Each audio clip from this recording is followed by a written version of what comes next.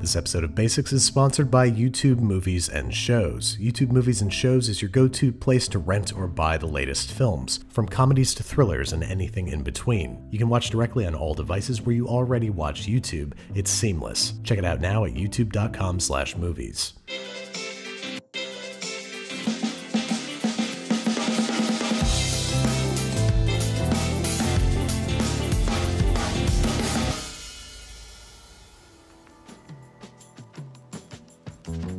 Alright, so I'm going to start the episode off by shooting myself in the foot and suggesting that you make a chicken instead of a turkey. If you're feeding 1 to 4 people, this is going to be a much more time and budget-friendly option. If you're starting today, the day before Thanksgiving, we're going to start by dry brining our chicken. In other words, we're just going to lightly coat it with kosher salt and freshly ground pepper. Then letting it rest uncovered in the fridge overnight is not only going to deeply flavor it, it's going to help dry out the skin, which is going to make it crispier. Then if you're willing to get your hands dirty, figuratively speaking, if you're wearing gloves, you can run your fingers between the skin and the meat, separating them. This is both an opportunity to get some salt and pepper directly on the meat, and also separating the skin helps it crisp up even better. It's why Peking duck is so crispy. They inflate it like a balloon, then hang it in the fridge for several days so the skin can dry out. But even overnight or just a few hours will make a huge difference. Another thing we want to ready up before anything else is our stock. If you're like most of us and you don't feel like making your own stock from scratch, you can amp up your store-bought stuff quite easily. We're just going to deeply brown a quartered onion along with the chicken neck if yours came with one, a little bit of neutral flavored oil like vegetable for a few minutes until it's got some nice color. Then we're going to add the core and leaves of a head of celery, the stuff that you normally throw away, 2 ugliest carrots you got cut into 2-inch pieces, some fresh sage and thyme if you got it, and then we're going to add a quart of store-bought turkey stock. This is going to help bring back some of those Thanksgiving flavors that we're missing with the chicken. I'm also going to add a tablespoon of whole peppercorns and 2 dried bay leaves. Bring this guy up to a nice gentle simmer and keep him there uncovered until he's reduced by half. It's going to leave us with a nice concentrated flavorful stock that's going to be perfect for our gravy. Strain out the solids, let it cool, cover it in plastic wrap and refrigerate until ready to use. Trust me, this step is worth doing. Another dish that is super easy to make and really worth making from scratch is cranberry sauce. Get yourself a bag of cranberries and dump it into your widest and deepest saucepan. Then all you really need to add is a whole lot of sugar, about 1 cup or 5 ounces per 12 ounces of cranberries. But some very welcome additions might be a couple tablespoons of Grand Marnier, the peel and juice of 1 large orange, maybe a little knob of fresh ginger, and a cinnamon stick. Then we're setting this over medium-high heat and bringing the whole affair to a rolling simmer, reducing the heat to low to maintain said simmer, stirring occasionally, and cooking for 15 to 20 minutes until an almost cranberry sauce-like consistency is achieved. Then we're picking out our inedibles, tasting for seasoning, and adjusting as necessary with water, sugar, salt, being sure to bring it back to a simmer if you add any sugar, and cooking until you have the cranberry sauce of your dreams. Go ahead and let this cool, cover it, and put it in the fridge for up to 2 weeks. Next up, a no fuss, no muss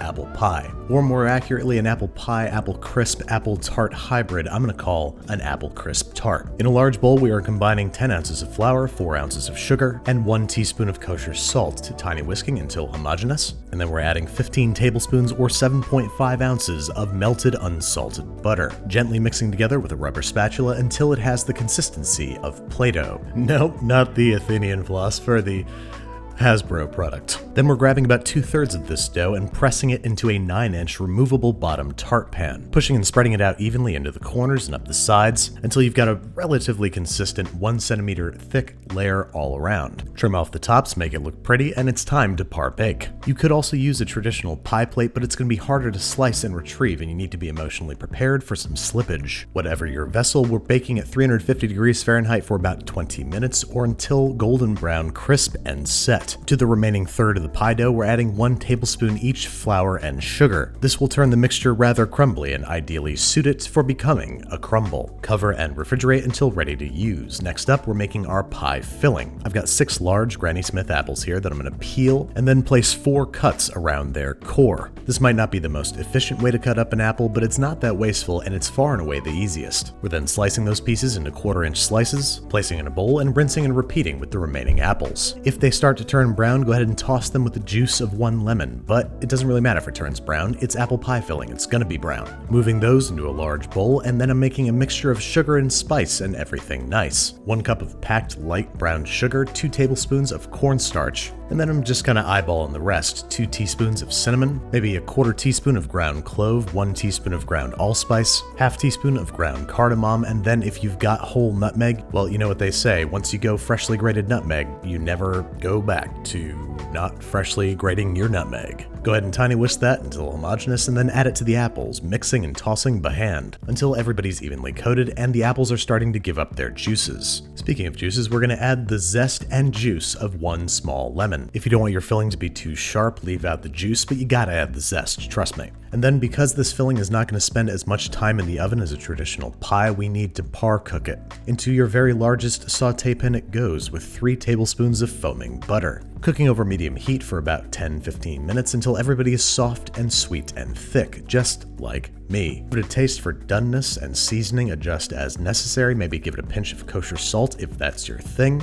And then we're letting this mixture cool completely, covering and refrigerating until ready to use. Last step in the pre-pie process is our crust, which is coming out of the oven looking nice and golden brown, which once completely cooled, we can wrap in plastic wrap and let rest at room temperature until we're ready to use it. For now, it's time to talk stuffing. You can totally buy croutons from the store, they're going to be perfectly good, and they might be flavored with things like Asiago and garlic, which makes them ideal for snacking. But you will find an unquestionable improvement in your stuffing if you make your own croutons. You can use flavorful, robust breads like sourdough. You can control their size and consistency, and you can flavor them however you like. Cube up a whole loaf of bread into these maybe 1/2-inch sized cubes, spread them out evenly on a couple of sheet trays, and place them in your oven at its lowest setting. Mine goes down to 200 degrees Fahrenheit, and then dry them, tossing and rotating occasionally until they are completely dry. If you're doing this the night before, you could just leave the bread out overnight and let it stale. Next up, I think we need something green in our Thanksgiving meal, and if you have to eat something green, why not drown it in bacon fat? In this ingenious method, masterminded by our new kitchen producer, Kendall Beach. Basically, we're cutting the bottoms off and cutting in half about 2 pounds of Brussels sprouts, giving them a toss with a little bit of olive oil, kosher salt, and freshly ground pepper. Make sure that everybody's nice and evenly coated, and then spread them out on a rimmed baking sheet, making sure that nobody's too crowded and making sure that everybody is resting cut side down. Then here's the genius part. You guys know how I feel about roasting bacon instead of frying it. Well, we're gonna kill roughly 15 birds with 1 stone by laying 1/2 pound of medium thickness bacon, not too thick, not too thin. This can be covered and refrigerated overnight, and then we're going to bake it at 400 degrees Fahrenheit for about 20-25 minutes. It is a perfect invention, and no one can tell me otherwise. Last but not least, we need some sage sausage for our stuffing. If you cannot find sage sausage, it's easy enough to approximate. I have here a pound of ground pork, to which I'm going to add a teaspoon of kosher salt, a 1/2 teaspoon each of garlic powder and onion powder, and a whole bunch of fresh sage, about 2 tablespoons worth finely chopped. I think that sage is kind of the genesis of where all those familiar Thanksgiving flavors come from, so do not skip the fresh sage. Mix up, cover, and refrigerate until ready to use. And that does it for the stuff that can optionally be done ahead of time. Next up, our Thanksgiving day of to-dos. First thing we're going to work on is our stuffing, and the first thing we need for our stuffing is mirepoix, the blessed triad of finely chopped onions, carrots, and celery. What we're doing here is a ritual known as mise en place, a very important ritual on a day as busy as Thanksgiving. The more you can chop, prep, measure, and set aside your ingredients before starting to cook, the better. So in addition to my 1/2 medium onion, 2 small carrots, and 2 ribs of celery, I'm going to finely mince about 2 tablespoons worth of fresh sage, along with picking and chopping about a tablespoon of fresh thyme. Then we're ready to head over to the stovetop, where we're going to heat a tablespoon of olive oil in our biggest Dutch oven, and in it we're going to brown and mash up our homemade sort of sausage. We just want to break it down to bite-sized pieces, get some decent color on the outside. It's okay if it's still a little pink in the middle. Then we're fishing it out with a slotted spoon, setting it aside, and in the rendered pork fat, along with 2 tablespoons of butter, we're going to start sauteing our mirepoix for maybe 5 or 6 minutes until it starts to soften and pick up some color. We're also going to start to warm up 4 cups of stock in a separate saucepan. Once our vegetables are sufficiently sauteed, we're going to start adding our herbs. 1 tablespoon fresh thyme, 2 tablespoons fresh sage, and 1 crushed clove of garlic I forgot to tell you to prepare earlier. Saute these together for about 30 seconds or until fragrant, and then we're going to start deglazing the pot with a a little bit of our stock. Deglazing just means adding a little bit of liquid so we can scrape up all the brown stuff off the bottom of the Dutch oven. This is where flavor resides. Then we're going to add our sausage back to the pot, and I'm going to add some chopped roasted chestnuts. This is very optional if you can find them. They have a very mild, sweet flavor, but mostly it's impressive to say I've got chestnuts in my stuffing. Mix all that together until everybody's evenly distributed, and then we're going to start adding our croutons, along with about half of the remaining warm stock. We want just enough to saturate the bread, so don't add it all at once. Give it a mix, see how it looks, see how it tastes. Season generously with kosher salt and freshly ground pepper, and add more stock and or croutons as necessary. Once you've got it to the consistency that you like it, we're covering and keeping it warm while we work on our other stuff. This guy can be reheated on the stovetop or crisped up in the oven before serving.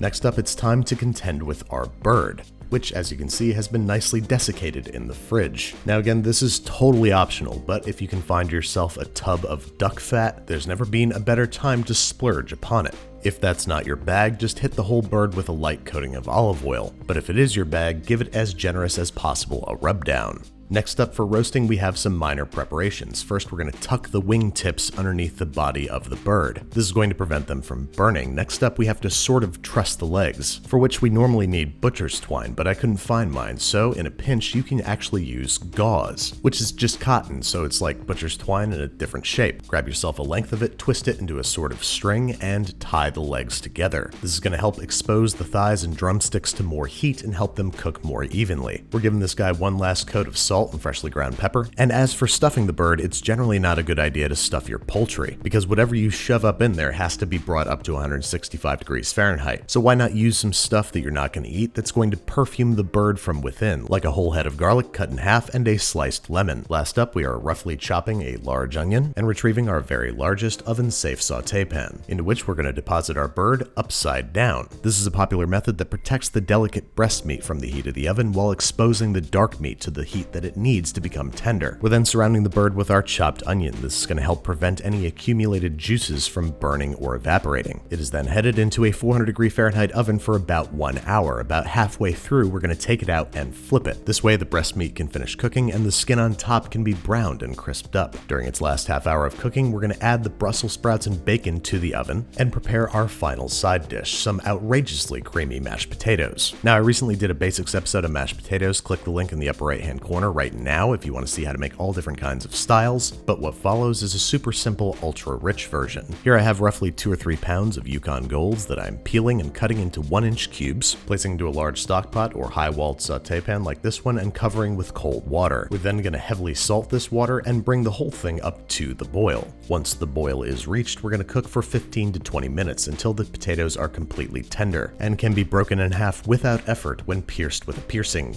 object. Go ahead and drain these and return them to the hot pan, where we're going to place them over very low heat and mix them to help drive off any excess moisture. Now we're going to be adding a whole stick or half a cup of unsalted butter to these potatoes, so I'm going to melt about 3 tablespoons worth in a separate pan and crush in 2 to 3 cloves of garlic, allowing them to cook for 30 seconds to 1 minute until nice and fragrant. Once that's done, we're killing the heat under everything and adding the remaining butter, 1 cup of room temperature heavy cream, and our sauteed garlic and butter mixture to the potatoes. And with that, we're ready to commence to mashing. Just mash them up and mix them around until everybody's smooth, taking care not to overmash. Season heavily with kosher salt, mix it in, and like everything else we're doing today, we're tasting for seasoning. We want to make sure that everything has enough salt and or pepper before it ends up on the table. For now, we're going to cover these up and keep them warm because our chicken is headed out the oven. First things first, we're taking the bird out of the pan and setting him aside to rest for at least 15 minutes before carving and serving. Do not cover him with foil, you will ruin his nice crispy skin. Then we are straining the contents of the pan, which is going to be mostly fat, but we are taking care to leave all that beautiful brown stuff in the bottom of the pot. Set that aside because before we finish up our main courses, we need to prep our dessert. Simply pour the apple filling into the tart shell, top with our crumble, lower the oven to 350, and pop it in for 25 to 30 minutes or until golden brown. Meanwhile, over on the stovetop, we're building our pan gravy. Make sure you wrap the handle of the pan with a towel, you don't want to burn your fingies. And to the pan, we're adding 2 tablespoons of butter with which we're going to build build a roux. I'm adding 3 tablespoons of all-purpose flour, whisking to combine, and also adding about a 1/4 cup of our accumulated duck and chicken fat. This is going to make for an extraordinarily flavorful gravy, as is our amped up stock. Whisk constantly as we slowly add about 2 cups of stock to this mixture, both scraping up all the beautiful brown stuff on the bottom of the pot and preventing any lumps from forming. Just add a little bit at a time, whisking until smooth before adding any more. You might not want to add all the stock if you want a thicker gravy. Once you've added enough to suit your tastes, we're going to cook it over medium heat for about 5 minutes, then season generously with salt and pepper, making any necessary final adjustments to flavor and/or consistency, and set aside our dream gravy for serving. We're on the home stretch now, just a couple more to-dos. First off, our Brussels sprouts are headed out the oven. They are nicely browned and the bacon is nice and crisp. Place the Brussels sprouts into your serving bowl, chop up the bacon, and top.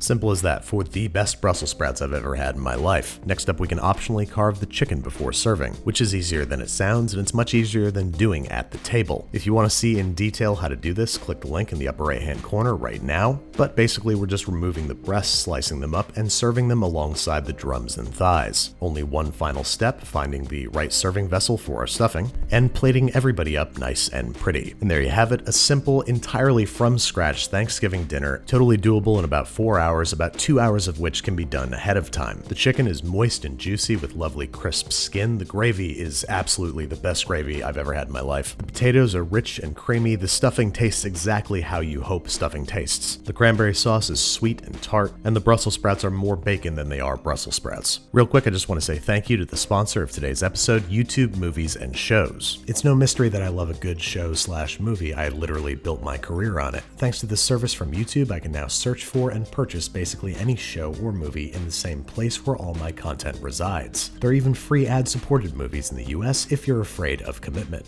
So after watching an episode of binging, head back and search to find the corresponding film to see how well I did, or find a classic holiday movie to get you in the spirit. You can check out the available movies and shows right now at youtube.com/movies. Thank you to YouTube Movies and Shows for sponsoring this video. Oh, whoops, I almost forgot the apple pie. It is best eaten after cooling about 30 minutes, and I gotta say this apple pie kind of reminds me of this year's Thanksgiving. It's not the one that we're used to, but that doesn't mean it has to be any less delicious or warm or comforting. And let's look on the bright side. It's a hell of a lot easier.